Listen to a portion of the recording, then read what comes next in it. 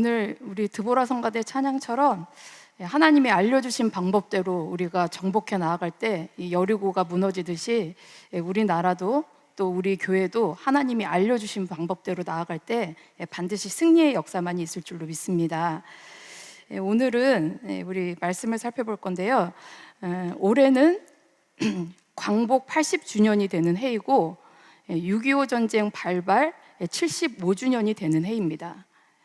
우리나라는 근대에서 현대로 전환되는 시기에 일제강점기와 또 6.25 전쟁을 겪게 되었는데요. 뼈아픈 시련과 고통을 딛고 오늘날 우리는 발전된 조국에서 살고 있습니다.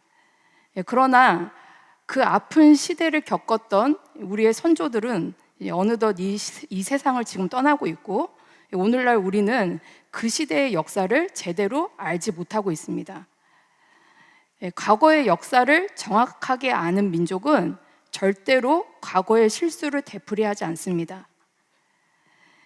마찬가지로 우리 모두 과거의 역사를 정확하게 알고 믿음으로 나아갈 때 오히려 새 역사의 주역이 되어서 전 세계를 밝히 비치는 귀한 역할을 이 대한민국이 온전히 감당할 줄로 믿습니다. 그래서 오늘은 아픈 역사도 기억해야 하기 때문에 고종왕 즉위부터 퇴위까지 일제의 조선 주권 침탈 과정에 담겨있는 애국군이 지키는 힘없는 나라 조선이라는 제목으로 잠시 내용을 살펴보도록 하겠습니다. 일본의 나라를 빼앗기기까지 1905년에 있었던 이 을사늑약, 그리고 1910년 이 한일병합, 절대 잊을 수 없는 사건이죠. 그런데 이 사건이 왜 우리나라에 이루어졌었느냐? 그것에 대해서 먼저 살펴보면, 첫째로 세계의 정세를 읽지 못한 조선입니다. 구한말의 실태를 보시면 구한말에는 세도 정치, 그리고 끊임없는 당파 싸움으로 인해서 나라의 이익보다는 자기와 가문의 이익에 더 힘을 쏟았습니다. 그리고 매간매직으로 사회의 질서가 무너졌고, 또 승문천무, 무는 높이 평가하고 무는 천하게 여기면서 국력이 점점 약화되었죠. 이렇게 구한말에는 나라 안팎을 내 집처럼 살피고 보살피는 바른 관리인들이 없었고, 또 사회 질서가 완전히 무너져서 서민층들은 생활고에 허덕이고 있었습니다. 이렇게 부국강병에는 전혀 힘쓰지 않고 있는 이러한 때에 세계는 어떠했습니까? 두 번째로 세계 정세와 그 시기에 가까운 나라 일본에 대해서 보시면, 콜럼버스의 신대륙 발견과 19세기 산업혁명으로 서구 열강의 식민지 경쟁이 가속화되었습니다. 그래서 서구 열강은 아시아, 아프리카, 오세아니아로 식민지를 확대해 나갔는데요. 이러한 때의 이 청나라는 영국과의 1840년 아편 전쟁에서 완전히 패하게 되고, 난징 조약을 체결하면서 홍콩을 영국에 이양하게 되고요, 배상금을 지급하고 5곳의 항구를 개방하게 됩니다. 이렇게 청은 점점 그 세력이 약화되고 있는 이러한 때에, 반면 일본은 1868년 메이지 유신에 성공하여서 근대화에 성공을 하고, 그들의 야망은 아시아를 지배하는 제국이 되어야 되겠다, 이러한 야망을 품게 되죠. 그러기 위해서는 이 조선의 이 육로를 통해서 청나라, 그리고 러시아까지 진격할 수 있고, 그리고 유럽까지도 가까이 나아갈 수 있었기 때문에 조선 주권 침탈에 일본은 사활을 걸었습니다. 그래서 조선은 청일전쟁, 그리고 러일전쟁, 태평양 전쟁까지 하면서 그 영향력을 확대해 나가고 있었습니다. 이렇게 주변국들은 세계 정세는 이렇게 식민지하게 하기 위하여 나라를 삼키기 위해서 힘을 다하고 있었던 이러한 때에 조선 말기의 모습은 매간매직과 자기의 이익만을 취하면서 나라의 정세는 돌아보지 못하고 있었습니다. 그래서 두 번째로 일제 조선 주권 침탈 과정, 고종왕이 1863년에 즉위하고 1907년에 퇴위하기까지 여러 가지 사건들이 있지만, 이 아래에 이 5가지 사건들을 통해서 그 주권 침탈 과정들을 살펴볼 건데요. 이 각 사건들은 개별적으로 일어난 것 같아 보이지만, 이 사건들은 일본이 조선을 침탈하는 정당화하는 작업이었고요. 그리고 식민지화가 되는 경로를 보여주고 있습니다. 그래서 각각의 사건인 것 같지만 서로 연결되어 있는 이 사건들인데요. 먼저 1875년 운요 사건입니다. 일본 군함 운요가 해로 측량을 구실로 강화도 해협에 무단으로 침입을 하게 됩니다. 이때 조선군이 경고 사격을 하게 되죠. 그리고 일본군은 함포로 여기 이 초지진을 포격하게 되는데요. 초지진 포격에 만만치 않았기 때문에 방어가 허술했던 영종진을 포격하고 이곳에서 상륙하여, 그리고 살륙과 약탈을 함으로 이때 조선군 35명이 전사하고 일본군 2명이 경상을 입었습니다. 그러면 이 일본 군함은 왜 초지진을 포격했을까요? 여기는 한성으로 넘어갈 수 있는 가장 인접 지역에 있는 요새였습니다. 조선 주권 침탈의 목적을 가지고 접근했던 거죠. 그런데 그 다음에 1876년 2월 27일 일본은 군함 5척을 동반해서 강화도에 도착한 이후에 이 운요 사건이 조선의 공격으로 이루어진 전쟁이다, 조선의 잘못으로 시작된 전쟁이다라고 왜곡하면서 조선의 문호 개방과 조약 체결을 강요합니다. 그래서 이때 체결한 조약이 강화도 조약인데요. 불평등 조약의 시작이라고도 볼 수 있습니다. 이 12개의 조항 중 첫 번째 항이 조선은 자주국이다. 이 표현을 보면 조선의 자주를 허용하고 인정하는 것 같아 보이지만, 이 표현은 청나라의 종주권을 부정하는 거예요. 청나라 너희는 이제 빠지고 이제 우리가 조선을 장악하겠다, 이러한 의도가 담겨 있고요. 그리고 부산과 원산, 인천, 부산, 원산, 인천항을 개항하라. 그리고 일본은 조선 해안을 자유롭게 측량할 수 있다.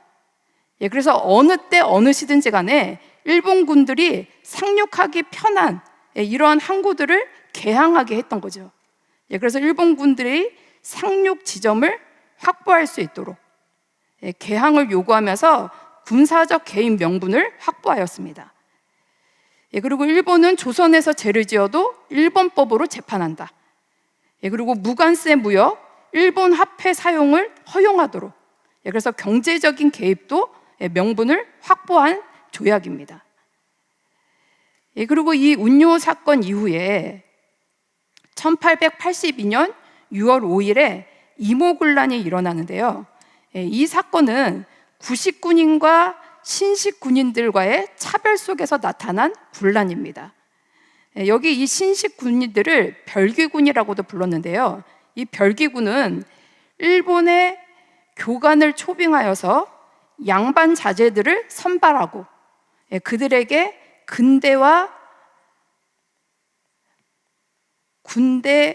군사 훈련을 하게 되었습니다.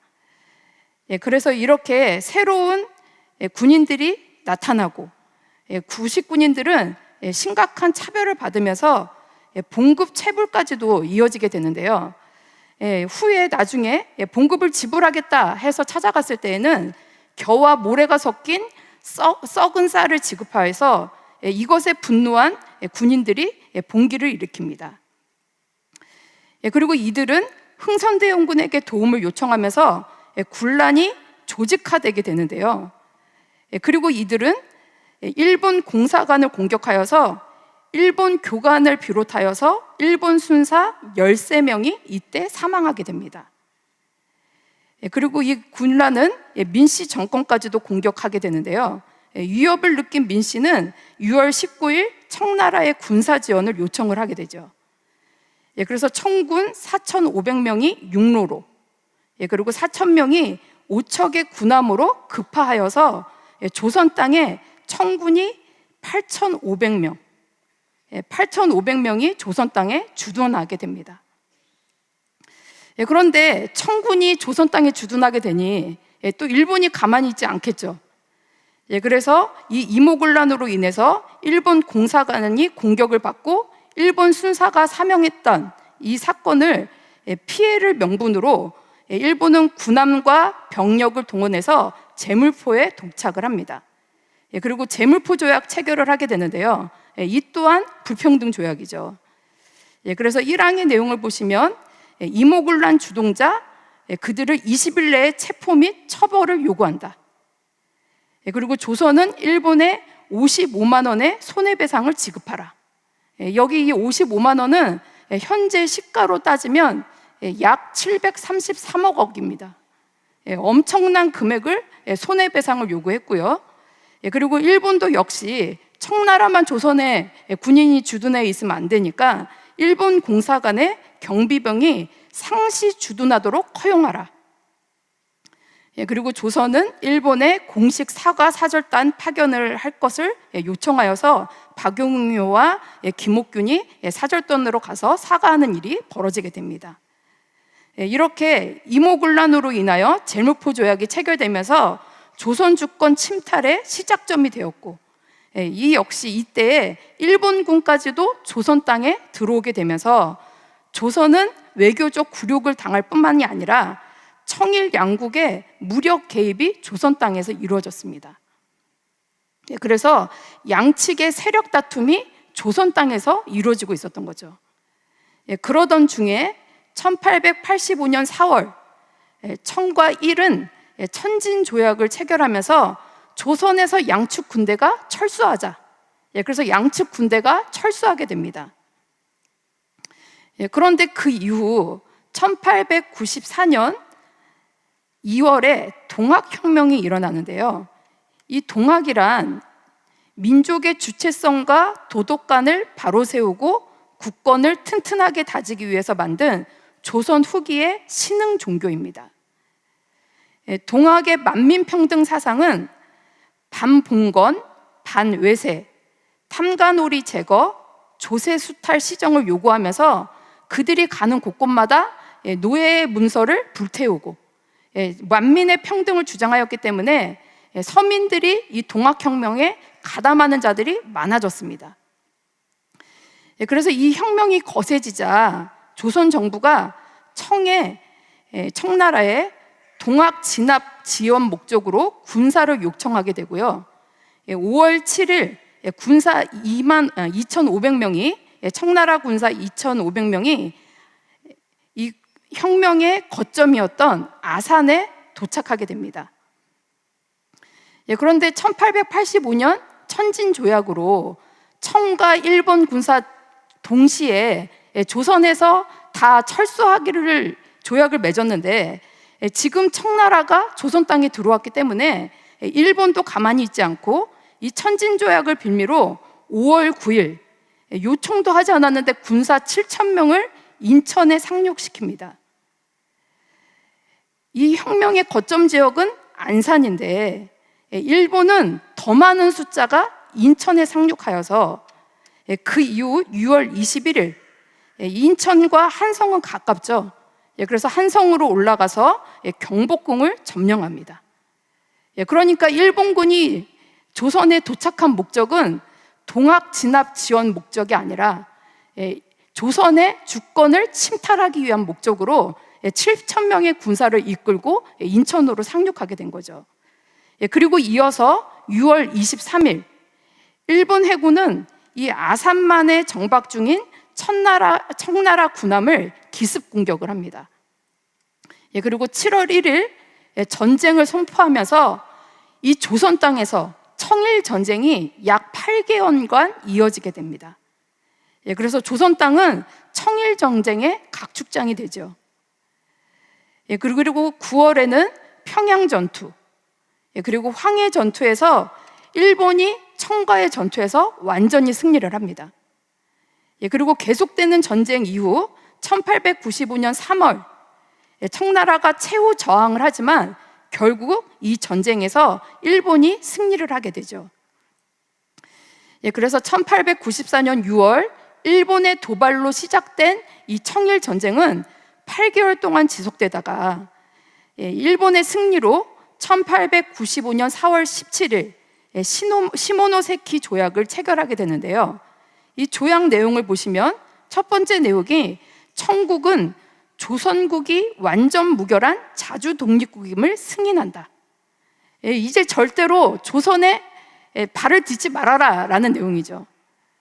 그리고 청국은 요동반도와 대만 및 펑우섬 등을 일본에 할양한다.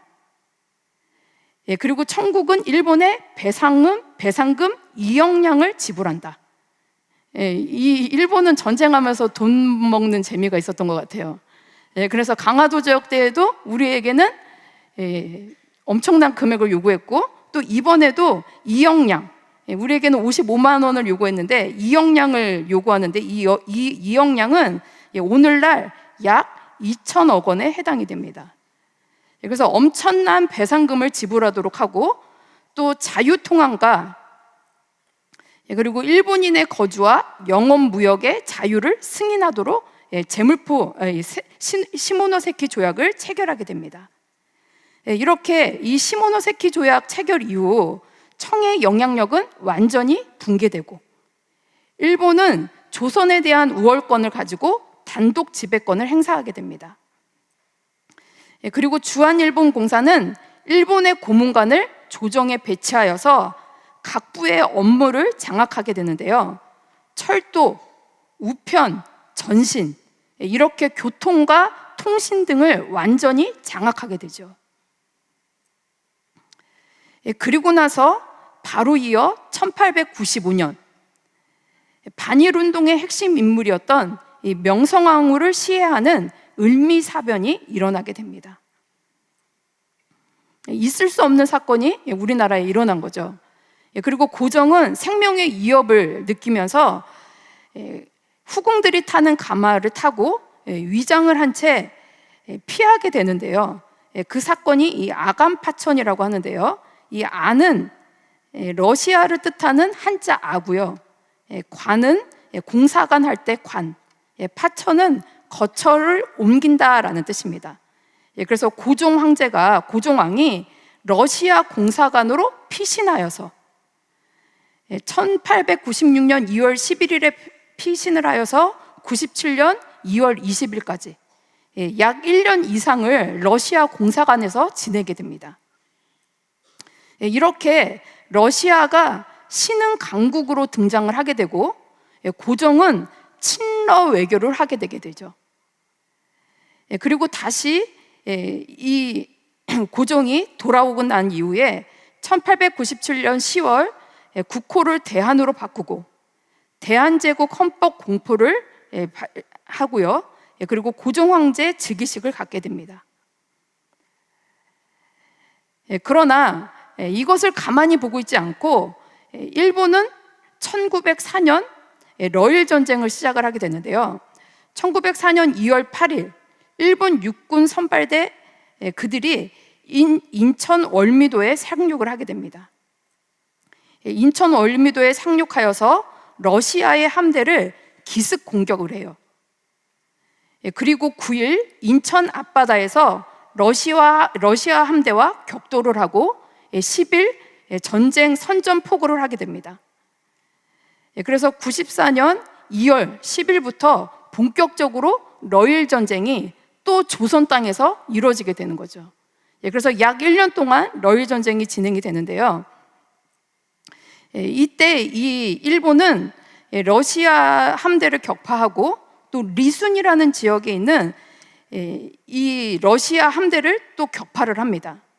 이 리순을 공격했던 이유는 시모노세키 조약을 통해서 요동반도가 일본에게 할양되었는데 후에 러시아와 독일과 프랑스의 간섭으로 인해서 다시 일본은 이 요동반도를 청나라에게 반환하게 됩니다.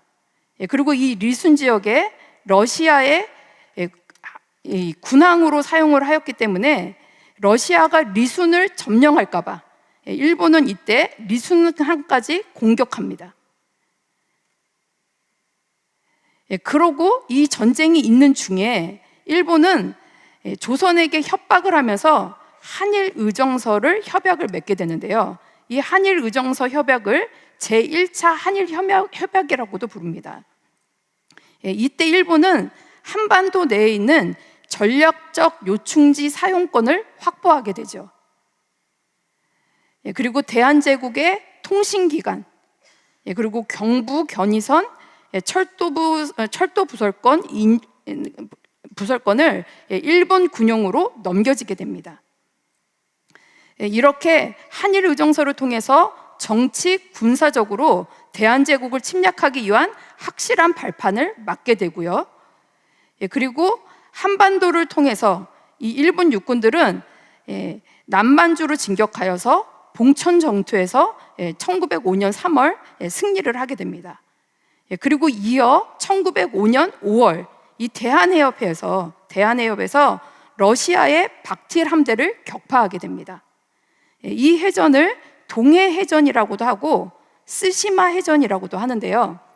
이때 이 동해해전에서 박틸 함대를 완전히 격파하고 일본이 승리하게 됨으로써 미국 루즈벨트 대통령의 중재로 1905년 9월 포츠머스 강화 회의를 통해 러시아가 일본에 굴복하게 됩니다.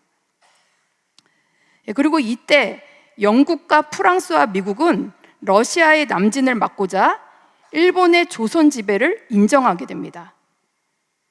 이렇게 일본은 한국에 대한 독점적 지휘권을 확보하게 됩니다. 그리고 러일 전쟁 승리 이후 곧바로 이제 일본이 한 일은 1905년 11월 17일 을사보호조약을 체결하는데요. 조선은 보호받아야 할 나라이다 해서 을사보호조약이라고 했는데, 이 조약은 이토 히로부미가 조선의 대권을 침범하여서 조약의 공식 명칭도 없고 황제의 서명도 없는 계문서였고요. 그리고 강제국에 의하여 약소국이 강제로 맺어진 조약이기 때문에 을사보호조약이 아니라 을사늑약이라고 부릅니다. 그리고 이 을사늑약은 제2차 한일협약이라고도 부르는데요. 이때 이 을사늑약으로 대한제국의 왜곡권이 박탈당하고 또 통감부가 설치되면서 실제 국권 침탈이 이때부터 이루어지게 됩니다. 이에 이 을사늑약에 승인했던 을사오적들이 있었는데요. 이완용, 이근택, 이지용, 박재순, 권중면입니다. 이렇게 나라를 팔아먹은 이러한 적들이 나타나기도 하게 되는데요. 고종 황제는 이곳에 가만히 있었던 것이 아니라 1907년 6월 대한제국의 독립을 주장하기 위해서 이 네덜란드 헤이그의 제2차 만국 평화회의에 이준, 이상설, 이의종을 그들에게 파견하여서 이 대한제국의 독립을 주장하게 합니다. 이 헤이그 특사는 정부가 공식적으로 파견했던 보장받았던 독립운동자들이었지만 국제적 무관심과 열강의 외면으로 인하여서 목적을 달성하지 못하죠. 그리고 일본은 헤이그 특사 파견을 문제 삼아서 고종을 강제 퇴위시키고 그리고 자기들 멋대로 순종을 즉위시킵니다. 고종이 1907년 7월 19일 퇴위된 이후 곧바로 일본은 정미 7조 조약을 체결하는데요. 한일 신협약이라고도 부릅니다. 1907년 7월 24일 정미 7조약에서는 법령 제정권, 관리 임명권, 행정권 및 일본 관리 임명 등의 7개의 조약안을 가지고 이완용과 이토 히로부미의 명의로 조약을 체결하게 됩니다. 그리고 이때부터 차관 정치가 시작이 되는데요. 이 차관 정치란 대한제국의 부처에 일본인 차관을 파견하여 내정을 직접 통제한 정치입니다. 이때에도 이 정미칠 조약을 승인했던 정미칠적이 있는데요.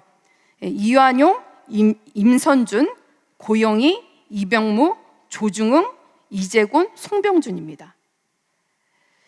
그리고 이 정미칠 조약 이후 대한제국의 마지막 버팀목이었던 군대가 강제 해산되면서 총 8,800여 명의 군사가 무장 해제를 받게 됩니다. 그리고 1909년 7년에는 사법권을 박탈당하고 1910년 6월 경찰권까지도 박탈당하게 됩니다. 그리고 1910년 8월 29일 한일 병합이 이루어지게 되는데요. 우리 근현대사 시리즈에서는 한일 합병이라고 기록이 되어 있는데, 오늘 한일 병합이라고 표현한 것은, 이 병합은 강대국에 의해서 약소국이 할 수 없이 행했던 이 표현이 더 강하게 표현되었기 때문에 한일 병합이라고 표현을 했습니다. 그런데 이 조약의 내용을 보시면, 그 1항과 2항의 내용을 보시면, 한국 항제 폐하는 한국 정부에 관한 모든 통치권을 어떻게 넘깁니까? 완전히, 영구히 일본군 황제 폐하에게 양효한다. 이것이 조항의 첫 번째 내용이에요. 그리고 두 번째, 일본 제국의 병합을 승낙한다. 이렇게 이 한일 병합을 통해서 제27대 조선왕조는 519년 만에 국권을 상실하게 됩니다. 그리고 국토와 국권이 완전히 박탈된, 영원히 잊을 수 없는 국치의 날, 그래서 경술련에 일어난 국치의 날이어서 우리는 경술국치라고도 표현하죠. 그리고 이때로부터 본격적으로 자유 박탈, 인권 유린, 국혼의 상실, 말과 글, 이름이 상실됩니다. 이렇게 식민지 종살이로 나라의 국맥이 36년 동안 끊어지게 되는 이 비참한 현실을 맞이하게 되죠. 이렇게 결론적으로 힘없는 나라 조선, 외국군들의 싸움터가 되고 나라를 빼앗기는 수모를 당했습니다. 그러나 그 땅에 힘없는 백성들, 그 힘없는 백성들이 대한민국을 지켰습니다. 힘없는, 이름 없는 백성들의 나라 찾기 운동이 이루어졌습니다. 을사늑역 당시에 을사오적이 있었지만 을사의병이 일어났습니다. 또 정미칠 조약 때 정미칠적이 나타났지만 군대는 또 사라지고 8,800명 중에 5,000여 명이 의병이 되어서 정미의병으로 활동하게 됩니다. 이렇게 의병이 체계적으로 군사체제를 훈련을 받으면서 독립군, 광복군으로 확장이 되죠. 그리고 1909년 10월 26일 안중근은 대한의군 참모중장의 자격으로 이토 히로부미를 처단하게 됩니다. 이때 안중근은 조국의 독립과 동양 평화를 위해서 행한 것이니 만국공법에 의하여 처리하도록 하라라고 선언을 하죠. 그리고 1919년에 있었던 3.1운동, 이때 잡혔던 유관순 열사는 나라에 바칠 목숨이 하나뿐임을 슬퍼하면서 18살에 순국하게 됩니다. 그리고 역사가였고 사상가였던 우당 위혜영은 형제 6명의 전 재산을 다 모았어요. 당시에 부유한 집안이었기 때문에 그 재산을 다 모았더니 현재가로 따지면 약 600억 원입니다. 이 600억 원을 다 모아서 만주로 망명하고 거기에서 독립군을 양성하여서 독립운동의 기틀을 마련하였습니다. 그리고 여기서 끝나는 것이 아니라 이 나라를 지켰던 이름 없는 국민들, 1919년에 있었던 3.1운동, 전국 218개 군 중에 211개 군이 참여를 하고 200여만 명이 참가를 하였는데, 이 만세 대열에는 어린이, 기생, 거지까지도 동참하였습니다. 그래서 3월 1일 단회적으로 끝난 것이 아니라 전국적으로 1542회, 그리고 비폭력 저항 운동이었기 때문에 이때 7,500명이 사망을 하고요, 6만 3천여 명이 부상 및 투옥을 당했습니다. 그런데 이 사건은 후에 대한민국 임시정부 수립의 모태가 되었고요, 또 중국, 인도, 필리핀, 베트남 등에서 해외 독립운동에 큰 영향을 끼쳤습니다.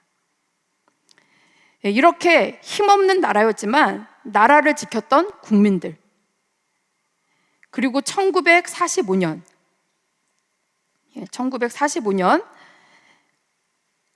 8월 6일 1945년 8월 6일 미국이 일본의 히로시마에 원자폭탄을 투하하면서 8월 15일 일본은 항복을 선언을 하게 되죠. 그리고 이때 대한제국은 하늘이 주신 강복을 맞이하게 됩니다. 그러나 38선 분할로 인하여서 북한은 소련이, 그리고 남한은 미국이 관할하게 되면서 1948년 북한은 공산주의 체제에 조선민주주의 인민공화국을 수립하게 되고요, 남한은 자유민주주의의 대한민국 정부를 수립하게 됩니다.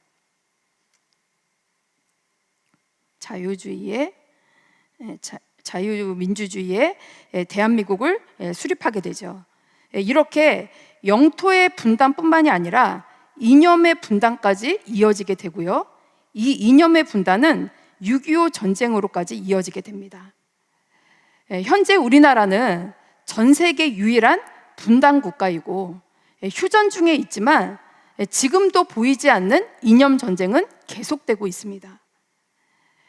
그런데 2025년 9월 3일 중국의 제2차 세계대전 승전 80주년 기념 열병식에 1959년 이후 북중러 정상들이 한자리에 66년 만에 베이징에서 모이게 되었습니다.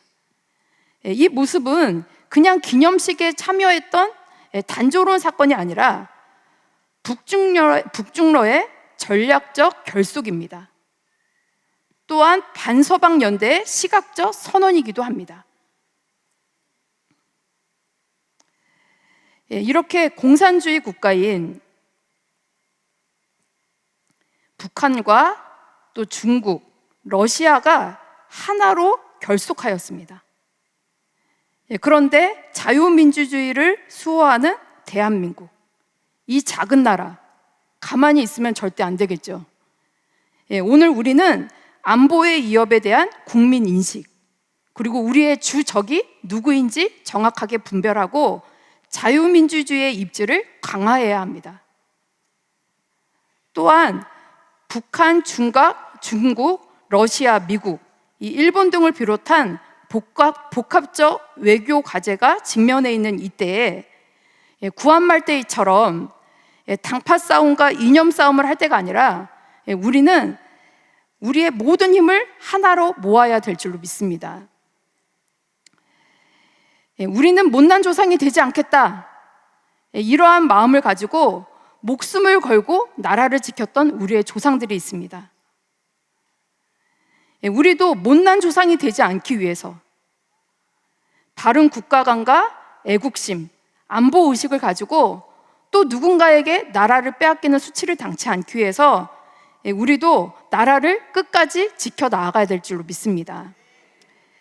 이 시대의 나라와 민족을 지키는 버팀목이 기도하는 성도인 줄로 믿습니다. 오늘 우리가 오직 하나님의 힘에 의지하여서 하나님만을 피난처 삼아 오늘 나라와 민족을 위해 기도 신은제를 범치 않기 위해 이 구국 예배에 모인 우리 기도하는 성도들, 이 기도하는 성도들의 기도를 들으시고 아버지께서 우리나라를 끝까지 요동함 없이 자유민주주의를 수호할 수 있는 거룩한 나라로 지켜주실 줄로 믿습니다. 우리의 기도가 하늘에 사무쳐서 마지막 버팀목, 또 우리가 국력이 되는 은혜가 나타나기를 간절히 소원합니다. 기도하고 마치겠습니다. 감사하신 아버지 하나님, 오늘도 우리에게 구국 예배를 통해 나라와 민족을 위해 기도하게 하시니 감사함을 드립니다. 구한말 자기의 이익만을 취하며 세계의 정세를 바로 보지 못하여 아둔한 눈과 마음과 행동으로 나라를 빼앗기는 수치와 곤욕을 당했습니다. 이 나라 다시는 이러한 수치를 당치 않도록 나라의 버팀목으로 깨어있는 주의 백성이 되어 국방과 마병과 병력이 되게 늘 기도 쉬지 않고 나라의 안녕을 구하는 믿음의 삶이 될 수 있도록 인도하여 주시옵소서.